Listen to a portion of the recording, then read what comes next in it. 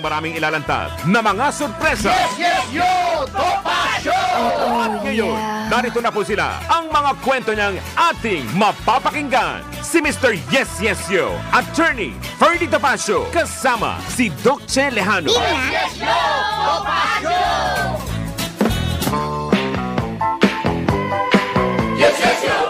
Okay, Eva! Magandang good morning po sa inyo lahat ng umagang ito. Ito po inyong lingkod, Doc Che Lejano. Sa ngalan po ni Attorney Ferdy Topacio na dapat nandito mukhang wala, hindi sisipot. Yes, yes, yo! Kabalagyan kami sa Aliw 23. Ang Sky Cable, mawawala na po. Ang Sky Cable 72, February 26. Andyan din po kami sa For the Box 25. TV Plus 27, and of course, Signal 24. Kaya kung gawin yung 24, 25, 27, makakalimutan ko pa, Signal huli. Okay? Yung sa Signal, tuloy po tayo. Ang problema ay hindi natin alam kung kailan magbabalik ang Sky Cable. Malamang iba na pangalan kasi nabili na nga ng PLDT. So, titigil na po sila ng broadcast. Ayan. Okay? Sino ba mga bungad sa atin dito? Baka dumating sa attorney, hindi ko lang alam. Baka na-late lang yan eh. Na-late ng gising. Alam nyo naman, pag mahirap mahugot eh. Tapos, ano ba nandito? Romantic Moon. Pwisto. Ikida Janet, Julieta, Bertubert, Stone Trooper. Ay, mga suki. Nauuna talaga. Well, si Holy Cow. Andyan na. Drama. Prime Reeves, YVR. Sino pa? LMX Red Maple Leaf. Noel Gapusan from Malibu, California. Malibu ka talaga. Marami daw Malibu dyan. Tapos, Leo Del Cayabyab. Nawawala po ba ang benefits ng kape kapag decaffeinated? Actually, yung caffeine po, hindi benefit yun. Pag walang caffeine. But I don't know exactly kung ano po yung ginagawa ng preparation para tanggalin yung caffeine. Baka na may natatanggal. Kasi to begin with po, ang sinasabi nilang positive benefits po ng coffee ay yung antioxidant effects po niya. That being said, the antioxidant effect is much better kapag green coffee ang gagamitin nyo. In other words, hilaw na kape. Yung hilaw na kape, gagawin yung parang tsaa, pagkukuluan nyo mga 15 minutes, and then, if i-filter out nyo yung green coffee beans na yun mismo, at yun ang gagamitin yung tsaa. Meron din health benefits, antioxidant, plus supposedly nagpapapayat din ng konti. Pero mamaya may topic tayo na medyo mabigat kasi nga nagkakagulo. I need to make clarifications, including clarification regarding yung declaration po ni mismong Secretary Teddy Bird Herbosa. Okay, Victor Tadeo, Alvibar, Leo, nawawala ng effect ng meds after inumin mo ito with coffee. Kasi diuretic din po ang kape. Partially, yeah, it's also correct. Kasi diuretic din po, may diuretic effect ang coffee. Ang alcoholic beverages, may diuretic effect. Natutuyo ka noon, nadi-dehydrate. Kaya kailangan, kung talagang gusto nyong medyo healthy yung pag-inom nyo, which is a contradiction in terms, medyo ironic, pwede kayong mag-drink ng ako. Basically, hindi po ako binabayaran, wala po advertisement, Pocari Sweat po ang pinakamaganda at the moment. Susunod na po yung mga Gatorade tsaka iba pang mga drinks. Energy drinks na may caffeine are a no-no. Ang yung iinumin yung ganyang kapirasong bote, 3 tasa ng kape po yun. Masyadong matapang. Pero kung ginigising mo sarili mo, ganun talaga mangyayari. Elizabeth Quinones, J. Rome, Merced, Jennifer Shikawa, Victor Tadeo, Malon. Asan si Kida dyan? Okay, wala yata si Kida. VG Villanueva. Okay. So, gawin na lang dati na magsunog ng bigas sa ginagawang kape. Totoo po yung ginagawang kape. Pero actually, kasi nga, it looks like coffee pag sinunog ninyo. Hindi po ba? Yung bigas, pag sunog, parang kape ang itsura. Pagkatapos mapait, parang kape rin ang lasa. Pero actually, pag sinunog nyo yung bigas, walang health benefit at all. In fact, pag puting-puti, well-milled or kahit partially milled, kung hindi brown yan, kung hindi red, sa totoo lang, useless po ang bigas kapag ganun yung ginagamit. Dapat po, meron pa yung red, meron pa yung brown, meron pa po yung husk. Yung husk po kasi nandun po yung yung benefits po ng kanin. Pag wala na po lahat yun, puting-puti, ang benefit po nun ay carbs. At yan din po ang pangunahing dahilan kung bakit mataas ang incidence po ng diabetes dito po sa ating bansa. Okay, bago tayo magpatuloy, mag-congratulate muna tayo ng mga tao. Congratulate natin si Alex Ayala. ang ating 18, Daisy pa lang siya 18, di ba? Daisy si Alex Ayala. 18. Nanalo siya ng kanyang second ITF Seniors Final pagdating po diyan sa doubles. Nanalo po siya sa doubles. Ang nakakatawa naman ay, well, katuwa lang, hindi naman nakakatawa. Yung partner po niya sa doubles, kung nakasama niya na napanalunan nila, yun din po ang tumalo sa kanya para hindi po siya nag-qualify ng first, second, or third. Kasi natalo siya sa semifinals ng tennis din tournament. Yung partner niya ang tumalo sa kanya. Pero yung partner niya, natalo rin sa final. So second place lang. Eh, nung nag-double sila naman nanalo na first place, natalo nila yung top seed. Kaya, di ba? Galing-galing ni Alex Ayala, di ba? Tapos, yung isa pa, congratulate din natin. O yan, tamang-tama at least yung calculation ng pagpalakpak ni Wenner. Di ba? Kaya, sino pa ba? Meron pa tayo ko-congratulate na isa Dali, nanap ko. Yung ating congratulate. Ito. Okay. Congratulations din kay Francis Casey Alcantara. Nanalo rin po sila ng doubles. 25,000 ang kanilang napanalunan. That was the M25 Chennai, India, 20th International Tennis Federation doubles title. 25,000 po na dolyar na panalunan. Ganon din po na panalunan ni Alex Ayala. In fact, ang maganda po, 31 anyos na po itong si Francis Casey Alcantara and 20 doubles championships na po. 20 ang napanalunan niya sa 42 finals appearances. So, well, little less than half ang napanalunan niya. 20 out of 42. Pero, napanalunan, di champion. O, di po ba? Yan mga galing dyan. Okay. Now, syempre, isa rin sa pinakamahalaga at napakahalaga na wag nating tulak kabigin. Unahin na natin syempre yung medyo pang-asar. Yung graphics ko nga tungkol dun sa affidavit ni Baba.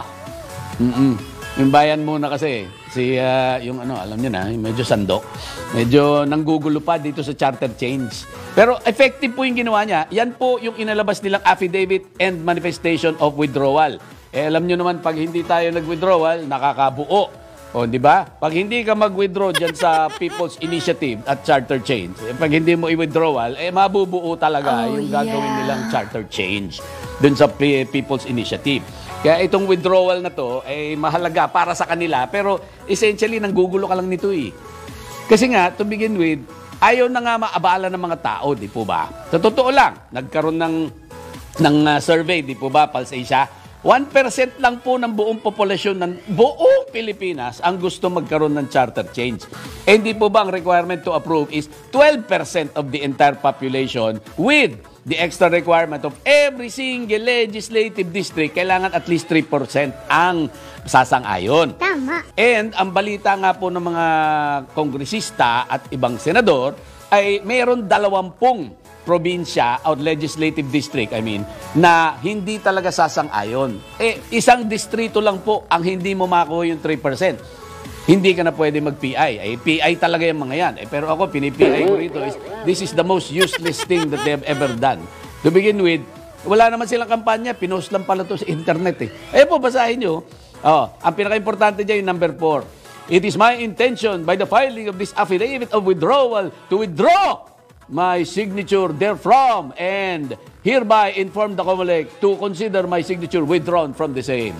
Anak ng tinapa, pumirma ka, ngayon aatras ka. Ngayon, pag ginawa po natin ito, hindi kaya pwede rin na magkaroon tayo ng eleksyon pagkatapos na declare na natin na may nananalo, tapos bigla ka maglalabas na, hindi ko binoto yan Sana, kung gagawin nila to, okay rin sa akin yon. Pero, kagaya niyan, sinabi nila, kunyari, gawin lang natin example, yung kay Trump. Sasabihin natin, 81 million ang bumoto sa akin. Dapat gawin ng COMELEC, sabi kay Biden na nangampanya na ang nandun lang po ay wala pa yata 100 yung tao ron Pero pag si Trump ang nagkakampanya, libo-libo po ang tao nandun, pero nanalo.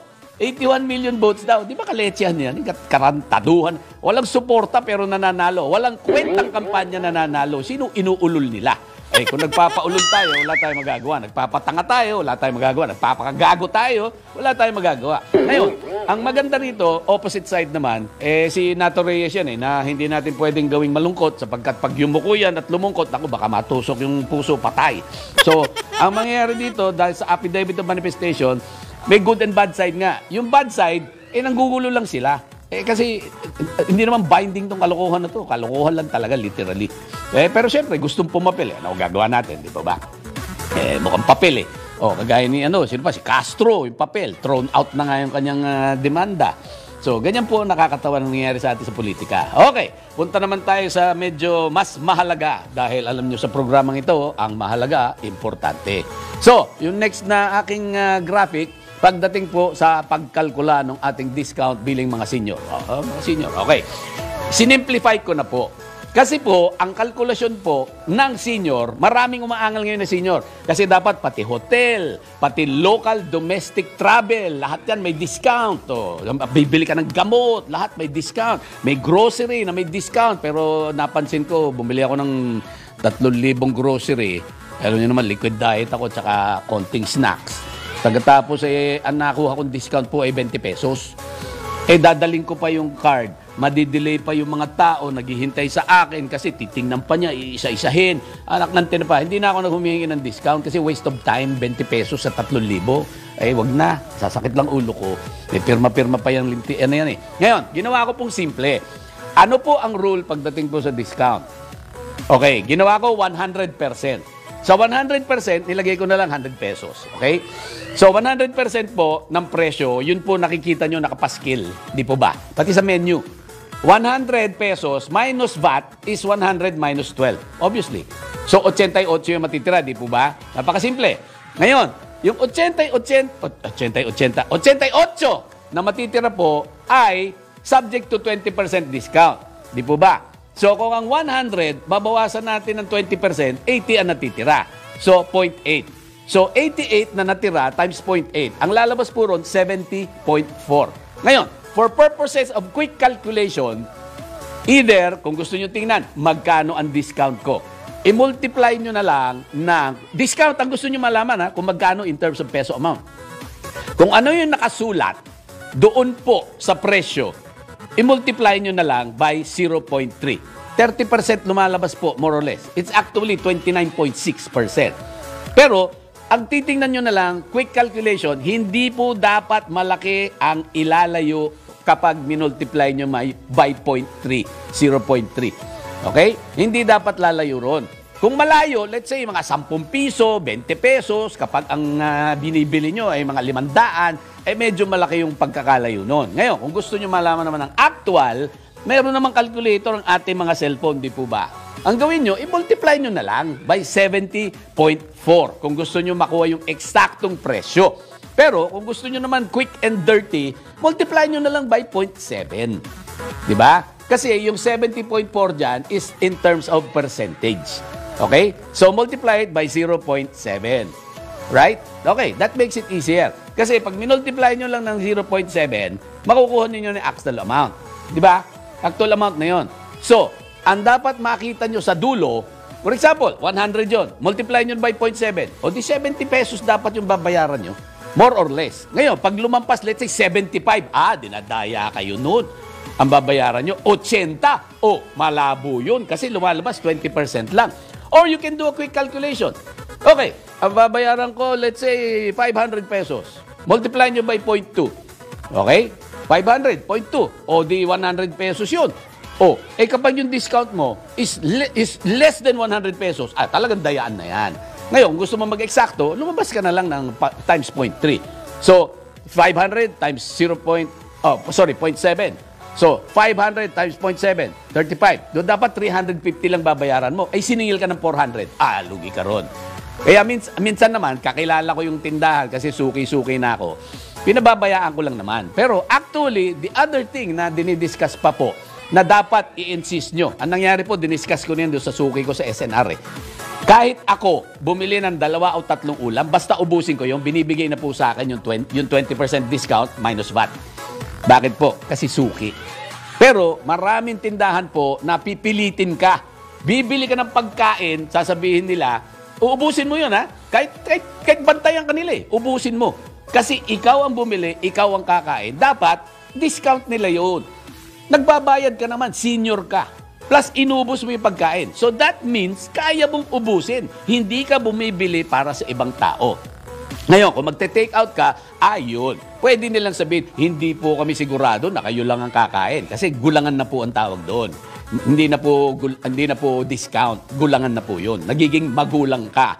Okay? Magulang ka, hindi parent, magulang na napakawalang iya. Masiba. Okay? Para po yung nating mga tao doon sa kongreso, gusto nila yung term limits nila maayos. Mahirap. Diba? Ngayon, ang pinakamaganda nga ay, mag-insist kayo. Okay, mag-order. Kasi yung mga malalaking restaurant, pag ikaw mag-isa, lahat ng in-order mo dinidiscount. Kasi kinakain mo eh. Ang problema, kapag hindi mo ubusin, tapos take out, order ka ng 5 ulam, pagkatapos 3 lang ang kakainin mo, ite-take out mo yung 2. Gulangan na yon. In which case, pwede silang magsabi na, hindi nyo po kinain eh. So, ang di-discount lang po namin yung kinain nyo. That's fair. Di po ba? Babayaran mo naman eh. Pero wag ka naman magulang din na di mo mauubos. Ngayon, kung kinain mo, may nga tira-tira ka ron, talagang walang kwenta ka rin kumain eh. Matakaw mata ka lang eh. Di po ba? May mga ganun na tao. Takaw mata. So, okay lang yon. Di po ba? So, kung takaw mata ka, sige. Takaw mata mo. Ano magagawa natin? Di po ba? That being said, yan ang quick and dirty way by which we can actually do the discount. Tinutulungan ko po yung ating mga kababayan na yung mga senior at yung mga lola at lola, nakikita ko rin po yung gulang na ginagawa po niyan eh. Lolo, bili ka ng ganito, bili ka ng ganyan. Pero hindi si lolo ang kakain. Okay lang naman yon. Basta, ilimit din natin sa lolo at lola lang. Di po ba? Kasi kung manggugulang ka na, tapos mag-i-insist ka, kaya ng lolo ko yan, 5 ulam na yan. Anak ng tinapay. Lulukuhan naman tayo ron. Walang yaan na po ang tawag dyan. Huwag naman po tayo magbalagya. Maganda na po yung benepisyo, huwag natin abusuhin. Di po ba? Binigyan na nga tayo ng kaunting palugit sa pamamagitan po ng discount. Gusto nyo para kayong weeds. Binigyan lang kayo ng 1 inch dun sa hardin Gusto nyo kunin yung buong hardin. Napakasiba naman yung mga yan. Di pwede yan. Di maganda. Okay? So, that being said, congratulate din natin. Siyempre yung kailangan i-congratulate. Congratulate natin ang Rewind. Meron pa tayong 3 minuto Congratulate natin yung Rewind. Yung sini ni, ano ba tawag dito? Natawa ako rito. Yung pangalan. Ano ba yun? Dong Yan. Ding Dong Dantes. Tsaka Marian Rivera. Ginawan Ding Dong Marian. Dong Yan. Okay. So, Dong Yan. Kasi sila na ngayon ang of all time talaga raw na box office grossing film of all time. Kasi ang nangyari po ay 889 million pesos ang kanilang worldwide box office sales. 889. Tapos nalampasan na nila yung kay Alden Richards at Catherine Bernardo, yung parenthesis, 2019, Hello, Love, Goodbye. 880 million kasi ang kinita nun. Ewan ko, may residuals pa na nadadagdagan. Pero at least at this moment in time, 889 million ang kinita ng Rewind. Gross po yan. Tapos ang Hello, Love, Goodbye, 880. So 9 million pesos ang diferensya lang. So previously yung record na yun ay hindi pa nalalagpasan. Ngayon, nalagpasan na niya yung record. Okay? So top grossing film of all time. 5 linggo na po. Imagine, 5 weeks pa lang, 889 million pesos. 270 na sinihan. 270 sinihan. Sa Pilipinas, sa Emirates, sa Amerika, Canada, Australia, New Zealand, Singapore, Guam at Saipan. Tindi galing ng distribution nila. So, ang nangyari ay, ang Rewind, siyempre ngayon lang yan, 2023. Yung You To Me Are Everything ni Dang Yan, latest po. Ito po, 2010 pa pala sila naglabas ng sine, yung Dong Yan. You To Me Are Everything nung 2010. So, itong Rewind is 13 years after nito. So, well, tindi pa rin, yan ating mga congratulations. And medyo siguro pwede na tayong maaga-aga kasi medyo importante yung topic na gagawin ko. Yes, yes, yo! Topacio! Si Mr. Yes, yes, yo! Attorney Ferdy Topacio. Kasama si Doc Che Lejano. Yes, yes, yo! Topacio! Yes, yes, yo! Yeba! Ito po yung Yesesio Topacio, yung lingkod, Doc Jelejano. Sa ngalan po ni Attorney Ferdy Topacio. Oh, yeah. Andito na po tayo sa bahagi ng programang Tinaguri.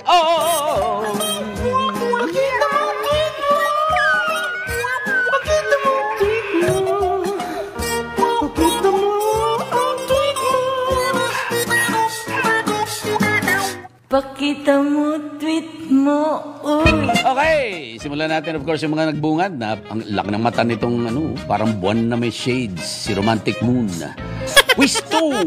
Ikida Janet. Ay, yun pala. Janet, nasa ibabaw. Nabasa ko rin pala. Tatanga-tanga ko talaga. May Alzheimer's na. Kababasa ko pala. Nakalimutan ko.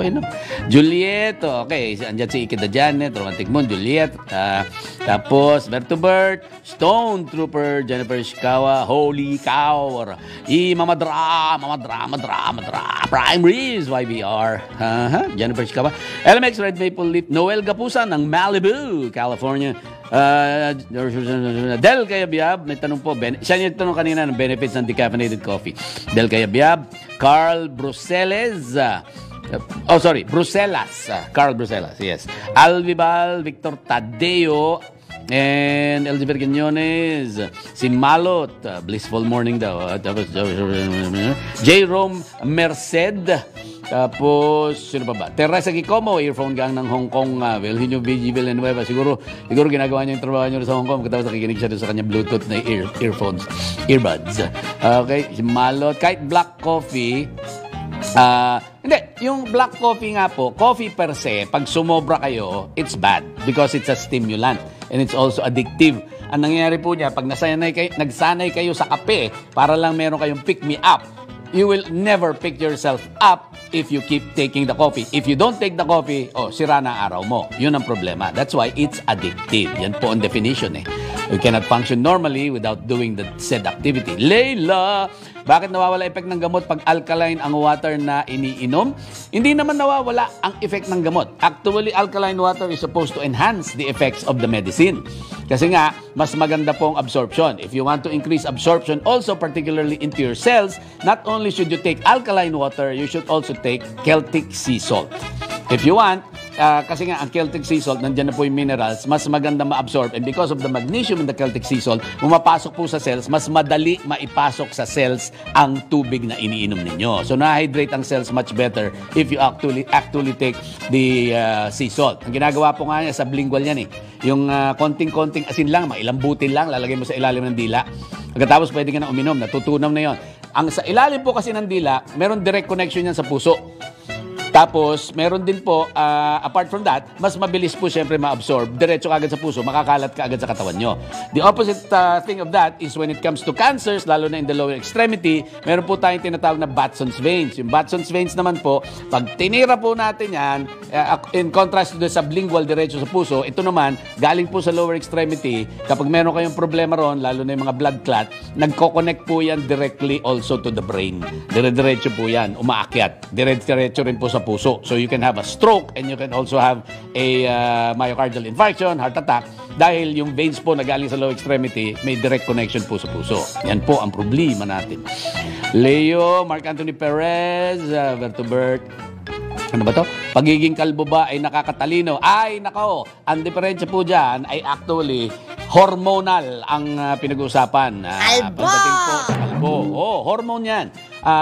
Testosterone. In other words, male pattern baldness. Yun, dazzling nga, hindi po ba? Dazzling through the snow. So, ang nangyayari, hormonal po, hindi ka na magiging mas matalino kapag ikaw ay nakakalbo. In fact, kung masyado kang mahilig sa labing-labing, mas prone ka na makalbo because of the testosterone. Yan po. Ang ginagawa naman po ng minoxidil, kapag kayo nagtitake po noon na tumutubo yung buhok, sinusuppress po ang inyong testosterone at ikaw ay medyo may hirapan na tumayo si Manoy. Yun ang problema dyan, okay? So, nung nag-recommend sa akin yung isang girlfriend ko, ay, mag-ano ka na, mag-minoxidil. Kasi nga sabi niya na numinipis yung buhok. Sabi ko, kakalbuhin ko, hiting ko yan eh. Tsaka, pagpapalit ko yung ulo ko dun sa isang ulo, hindi pwede yun. Walang palitan na ganun. Kalbuhin ko na lang. Tsaka, bakit? Pangit ba ako pag kalbo? Hindi naman Okay. Oh yeah. Bangko, no? Oye boy! Good morning, Alan Mariano, Bessie Alcira, Rose Pablo, Nitzilustre, Watari ng Wonder Boy. Watari talaga. 80s yun, pinanonood ko yun. Galing ni Watari. Malot, Liquid Diet, ilang beses kang uminom ng water in one day. Ang naubos ko actually po, mahigit 2 litro na liquids in one day. Kasi nga po, hindi ko kinoconfine yung sarili ko Pocari Sweat, ang mas iniunom ko, syempre, kalahati would probably be Pocari Sweat, or at least a third, or one third to 30 to 40%, minsan 50% Pocari Sweat. Other than that, it's hydrogenated water, which is yung alkaline din po yun, alkaline water. When you add the hydrogen to the water, it becomes alkaline. Leo, masama liquid diet pag walang pulutan. Ibang liquid diet naman yung pinag-uusapan niya. Masarap yan. Kagabi lang, yung liquid diet namin. Naknante na pa. Maganda yung pinag-uusapan namin ng pinsan ko kagabi. Kasi tungkol kay Trump, saka kino-compare na maganda yung discussion namin tungkol dun sa helicopter use po ng presidente. Okay, linawin natin. Sabi nila, hindi dapat daw ginagamit sa unofficial na lakad ng presidente ang government resources. False. Alam niyo po kung bakit. Kung ang presidente po hindi gagamit ng chopper sa alam mong saksakan ng traffic na lugar, kapag nagkaroon ng emergency requiring his attention on a national scale or an international scale requiring his intervention, ano gagawin natin? Maghihintay siya sa traffic? Tapos magmamando-mando siya, gamit niya cellphone niya o gamit niya yung radyo? Kalokohan po yun. Dapat 24/7, as long as the president is the president of the Republic of the Philippines, he can use any and all government resources however he wants to do it. He can get criticized because if he uses it more than anything, kasi gabi naman po nun wala nang trabaho. At kung may trabaho man, tinapos na yon or pwedeng dalhin sa kanya kung pirma-pirma lang. Normally po, ganyan ang ginagawa ng ating mga executives whether government or in the private sector. Either sa start nila gagawin lahat ng pirmahan para tapos na po ang lahat ng kanilang trabaho, or medyo huli, pag may pahabol, pag tapos na yung trabaho, after 5 p.m., diretso na po. Pero truth to tell, ang presidente po is a 24/7 job. So, tuloy-tuloy po yan. And because it is more convenient for him, wala na bang karapatan na manood ng concert? Kung sa Amerika nga po not only do you get the use of all the resources of the government when you're going to take your vacation or the weekend off, kasama po yun, kasama mo pa yung Secret Service. At kahit hindi ka na presidente, kasama mo pa rin yung Secret Service at meron ka pa rin mga service doon ng mga vehicles na ginagamit at government expense. Yan po rin siguro dapat natin gawin. Kaya lang umaangal na rin ang Amerika dahil nga sobrang laking ginagasto sila pagdating po dyan sa mga ganyan na binabantayan yung mga lumang presidente. Okay. Second place daw ang Gilas Strong Group. Sa basketball, natalo tayo ng Al Riyadi, Lebanon. Sa 74-77 na score. Natalo tayo, sayang. Josephine Angeles, Happy Minday. Palagay ko, typo. Monday siguro, ibig niya sabihin. Hindi Minday. Bessie Alcira, mga supermarket, fast foods, tama ang discount. Pero meron din fix na 20 pesos lang daw ang kinakaltas. Masama naman yan. Boycott dapat. Actually, yes. You should vote with your wallets kapag kayo po ay may tinatangkilik na kahit anong negosyo. Pero hindi lang po yun. Kapag hindi po binibigay ang tamang diskwento, isumbong nyo. Huwag necessarily kay Tulpo. Diba? Basta isumbong nyo po sa gobyerno. Meron naman tayo mga hotline You can actually even... Basta isumbong nyo. Pinaka-importante dyan. That is against the law. Patently illegal. Okay. Lawrence Mars, Noel Sico, Kingdom of Saudi Arabia, Gabriel Cristobal, Count Tuten, and Del Cayabyab. Mas mahal ang sini ngayon. Ito magandang point po ni Del Cayabyab. Mas mahal kasi ang sini ngayon kaysa panahon noong 2010. Correct, actually. So, hello, love, goodbye. Siguro, mas mahal ang denomination ng rewind. Correct.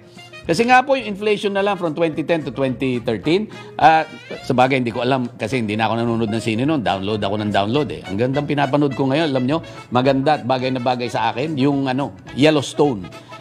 Tapos, panuorin nyo po, meron po sa Netflix, pero lang yun season 1 to 3. Kung gusto nyo po yung 4, 5, 6, 4-5 na lang yata o 4-5-6 na para matapos nyo yung buong series kasi bitin na bitin yung 3 napakaganda ng ending sa 3 kung napanood nyo yung series, yung season 3 yung pinakahuling episode, ang ganda ng ending, exciting. Panoorin nyo po dun sa sinabi ko sa inyong i-download ninyo na wala po sa App Store, wala po yan din sa sa Apple Store. nandun lang po yan sa labas. Mada-download ninyo, ma-install nyo. Pero hindi sa Apple. Alam niyo, Apple, napakawalang yan eh. Walang pwedeng gawin kung hindi mo sila babayaran. Pag Android po, swerte ninyo. Libre po yan eh. Mada-download nyo. Halos lahat ng pwedeng ma-download. Tsaka yung Yellowstone po, dun sa Movie HD, yan po ay libre lahat at up to season 5. Yun po importante dyan. Okay, sino pa ba? EJL TV, pa-shout out from Lucero family and Ricarte family. Anak ng tinapay, ito pala si Elton. Bakit ELJ TV? EJL TV, Elton John Ricarte. Dapat R, bakit L? Elton John Lucero nga pala, EJL TV. Bakit EJL TV? May TV station ka naman. Anyway, shout out kay Elton, tsaka yung kanyang pamilya, Rosero at Ricarte. Mga kaibigan ko yan. Maria Rezabeth Logan, salamat sa inyo pagnunood. Nagsosolo na naman kayo, Doc. Okay lang yan. Raymond T. Tapos, sino pa? Layla. And, pagaling si... get well soon, Ellie. May sakit po si Ellie, nilalagnat ng 38 degrees nagkonsulta sa akin kanina si Leonardo Palgan. Po si Leo, Cablog J80, Pray for Our Nation. Pagduunan ng pansin ng problema ng si Leo, si Digong nga kasama lahat ng cabinet plus asawa at kabit nila na manood ng concert. Sergio Mendez Pamor. Sa akin po, pag presidente ka, meron ka rin namang karapatan mag-enjoy ng nightlife. Hindi naman exclusive yan eh. Kasi nga, kung nagawa mo na yung trabaho mo for the day, ba't mo pipilitin magtrabaho pa? Or, syempre, pag meron kang importante na kagaya niyan, you want to spend time with your family, may karapatan ka rin naman to spend time with your family. I will not begrudge that from any president or any government official. Huwag lang gagamitin ang pera ng gobyerno pambayad dun sa kanyang bill. Okay? Mayaman din naman sila. Okay, punta naman tayo sa mga X-rated natin, mga anak ng tinapa, mga tinapakers na nasa X na dating Twitter. Nanggaling po nga pala yung bati natin sa mga YouTube, mga hilig sa YouTube. Okay, sa X naman, 3N50, Rose Pablo Victoriano, Rolly Malyari, Mig St. John, Mig San Martino, Tweet, and of course, kasama rito si Glinda Guerrero, Pau, na palagay ko, Raven, Nevermore. Ang pinakita po niya sa atin na bagong chicks ay si Camila something. Ano ba pangalan niya? Okay. Oh, yeah. Camille Cabaral. Cabaral pa, no? Cabaral. Pakita natin ulit. Baka gusto ni Wenner. Wenner. Oh, yeah. Mga chicks na kabikini. Yan po yung bikini na napakatigas ng ilalim. Tinapa, wire po yan. Pwede mong pampukpok yan sa tao. Matigas, taka mabigat. Rose Pablo, ang tanong naman, bakit ko alam yun? Di ba? Anyway, napukpok na pala ako sa ulo.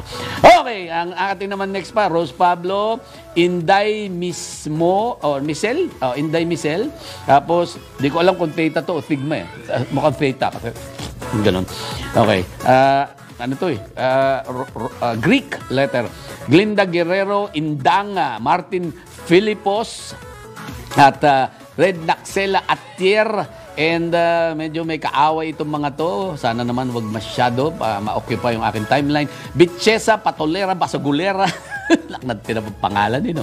Okay, tapos sino pa? Martin Flip, nabagit na natin yan. Marami na siya. Okay, maraming salamat sa inyong pagtakilig. You're so kind to animals. Yes, yo! Topa Show! Si Mr. Yes, yo! Attorney Ferdy Topacio. Kasama si Doc Che Lejano. Yes, yo! Topa Show! Nandito na po ang Yeseso Topacio sa huling yugto ng ating programa para sa unang programa itong Lunes na itong linggo natin. Alam po nito, Ferdy Topacio po yung lingkod, Doc Che Lejano, at sabi ko sa inyo kanina, napakalungkot ng ating magiging topic itong last segment po natin. Ang topic po natin ay gusto ko lang paalalanan muna sa inyo yung diniscuss po natin na ang pinakamahalaga pagdating po sa child development ay yung unang 7 taon.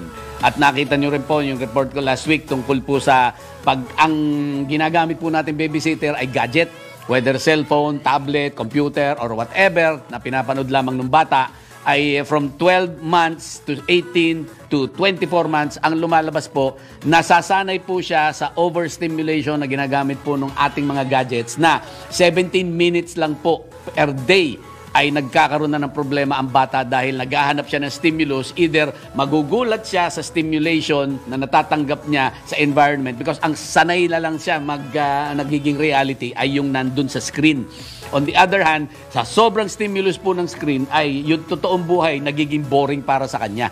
Kasi nga, doon sa screen, moment by moment, may nangyayari, may nakikita, may nasistimulate sa kanya. Ang problema sa buhay, kagaya lang dito sa radyo, dito rin sa TV, kung hindi po talaga umaandar yung utak mo at hindi ka sanay, wala ka makikitang stimulus kasi dito walang gumagalaw, walang tao. Ang nakikita ko lang gumagalaw, yung sarili ko, pag naggaganon ako sa screen, mukha akong eng-eng dyan. Oo. Tapos si Wenner, hindi ko naman makita, pero alam ko, tatatawa yan dyan kasi pindot ng pindot. Buong, mga ganon. Dati nga kami nagpipindot kaya mas masaya Nag-aaway kami ng Winsan, yung parami ng pindutan, mga pindot. Yan, pindot. Okay, so, ang masama po at malungkot na nangyayari ay, hindi po natin nabibigyan ng kahalagahan ang ating development. Kaya po nga, hindi po ba sa Japan, 1 to 7 years old. Ano 7 years old? Ang 5 years old, grade 1. 6 years old, grade 2. 7 years old, grade 3. Hanggang grade 3 po sa Japan, walang tinuturo masyado na kung anong language, na subject, walang math, walang science, wala pong reading. It goes without saying na meron silang konti, pero ang emphasis po ay good manners and right conduct, cooperation, nationalism, patriotism, tapos cooperation, how to behave in a group. Kaya kita ninyo, dinadala po nila hanggang sa kanilang katandaan na napakabait po at hindi magnanakaw normally, otherwise may bad experience. Matitrace po nyo talaga ang masasamang mga Hapon sapagkat masama po yung pagpapalaki sa kanila. Ganun na rin po ay kung saan ang puno, ganun din po ang bunga. Ang problema tayo dito, yung mga bua, maraming buang. Imbis na bunga, nagiging buang. Okay? Pero, hindi rin natin dapat bigyan ng sisi ang lahat ng ating mga magulang. Kasi magulang din yung ating mga opisyal ng gobyerno. Ang nangyayari po ay hindi nabibigyan ng pondo, hindi nabibigyan ng pansin, hindi natutuunan ng pansin yung dapat pansinin. Meron pa tayong 5 minuto. Gawin natin medyo maganda. Kulang na kulang po ang ating edukasyon pagdating po dyan sa preschool. Mahalaga rin po ang preschool. Doon po rin yung stimulation ng bata. Yung before grade 5. Kasi grade 5, grade 1, grade 5. 5 years old, grade 1 na, di po ba? So, 5 years old. So, ang tawag po dyan ay early childhood education. Na meron po tayo dapat mga daycare center or children development centers ang ginagawa nilang term. Hindi na po daycare. Children Development Center. CDC. Parang, yung CDC sa Amerika, yung Center for Disease Control. Hindi po yun.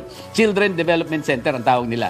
Dapat Child Development Center, hindi Children Development. Okay. Anyway, dapat daw ang pondo ng DepEd, pag binigay po sa edukasyon, at least 10% raw po ang dapat ilaan para po sa mga daycare center at early childhood education. Yan pong mga Children Development Center. Ang malaking problema, anak ng tinapa, ang sweldo lang pala ay hindi talaga sweldo. Honorarium. In other words, parang consultancy lamang. At alam nyo mas malupit, ang sinesweldo lamang po na magtatrabaho sa daycare center na normal na 8-hour day, anak ng tinapa, 1,000 isang buwan. Anong klase yan? Napakahalaga po ng child development pagdating po doon sa 1 to 5-year-old. Pagkatapos sweldo mo ng 1,000 yung tao. Okay, number 2. There are only 14,725 child development workers or teachers. 14,000. For 40, For 42,000 plus barangays, there are only 14,725 child development workers and teachers. Kasi nga ang sweldo, 1,000 isang buwan. Ano mangyayari sa inyo yan? Compared to non-permanent daycare worker or teacher, yung may pwesto, 5,000 isang buwan. 5,000 pa rin! Ano mabibili mo sa 5,000? Anak ng tinapa, hindi pa ako makabili ng steak na medyo masarap-sarap dyan Anak ng tinapa. Okay, ang salary naman ng kindergarten teacher. Teacher na sa kindergarten, Ang kindergarten is before grade 1. 27,000 na. I-compare mo naman yung 27,000 sa 1,000 pesos. Anak ng tinapa.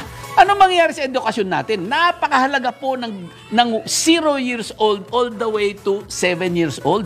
Hindi natin pinagtutuunan ng pansin yung unang 5 taon, which is more than half of the life that will determine the outcome of the future of the child. Anak ng tinapa. Nakakabuisit, hindi po ba? Tapos, ang may porsyento lang po ng mga mayroong permanenteng posisyon na involved po dyan ay 11% lang. Anak ng tinapa. Sila lang ang may permanent position. 89% wala. According to UNICEF 2019 study, ay nako, ang ginagawa po kasi natin, meron pong training na 2 courses lang daw ang kinukuha ng mahigit kalahati. So kulang ang training. And number 2, ang dapat gawin daw po natin, dahil sa ibang bansa, yun po ang ginagawa, dapat po bigyan natin ng tamang pagkakataon na magkaroon ng exam na ang mga early child development specialists. Kasi nga po, kailangan natin yan. Ang ginagawa po sa ibang bansa, 2 years lang ang early child education, okay na sila. Magtuturo na sa daycare center. That's all over Southeast Asia.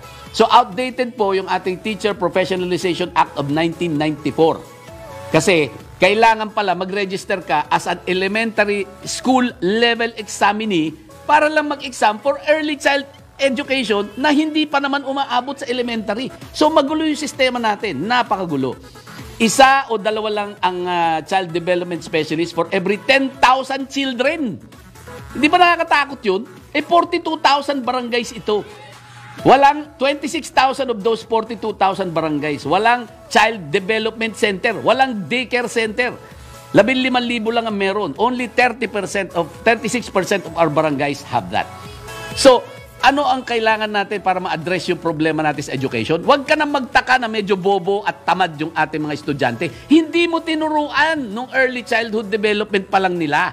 Hindi early child education yung ginawa. Wala tayong ganun. Kaya nakakabuisit, nakakapanghinayang. Huwag na tayong magtaka na bobo yung mga Pilipino na bumabagsak sa ating mga exam. Nakakahiya, hindi po ba? O yung credits, labas yun na. O, yan po nagwawakas ang ating programa. Tingnan natin yung credits. Baka makalimutan natin. Bam! Andiyan ka ba? Okay. Okay. Ang ating news director, Judith Estrada-Nino, desk editor, Drew Nasino. Angat. Oh, tech engineers, Wenner Contihino, ating suki, Jenilyn Rico Hermosa, the beauteous Jenilyn. Ken Sale, ang pogi na matangkad, broadcast IT, Dondon Higante, na medyo maliit. Okay. Graphics, Tito Rebate, na madalas matulog, gisingin niya yan. Teleprompter, Bam Abella, ang ating paboritong teleprompter operator. Writer, Geraldine Doinog, ang Miss Beauty at Sexy. Laika Cuevas, at saksakan ng ganda mga boses, pati ito si Mayan Palma. Communication Assistant, Alaysa Quevedo, Jessa Parameda, ang sexy natin payat na modelo. Next program, ang tabayanan nyo, Balitang Bayan with Jelly Mendez. Ito po yung likod, Doc Jelly Ano, sa ngalan po, Tony Ferdy Pasio. Nag-iwan po kami sa inyo ng isang bagay na susubin sa inyong pagnanasa! Isisil sa inyong pagkakasala! At isipon sa inyong kaisipan na huwag makikiapin.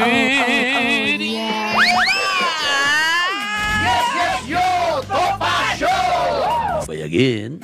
Si Mr. Yes Yes Yo, Attorney Ferdy Tapasio, kasama si Doc Che Lejano. Yes, yes, yo! Topacio!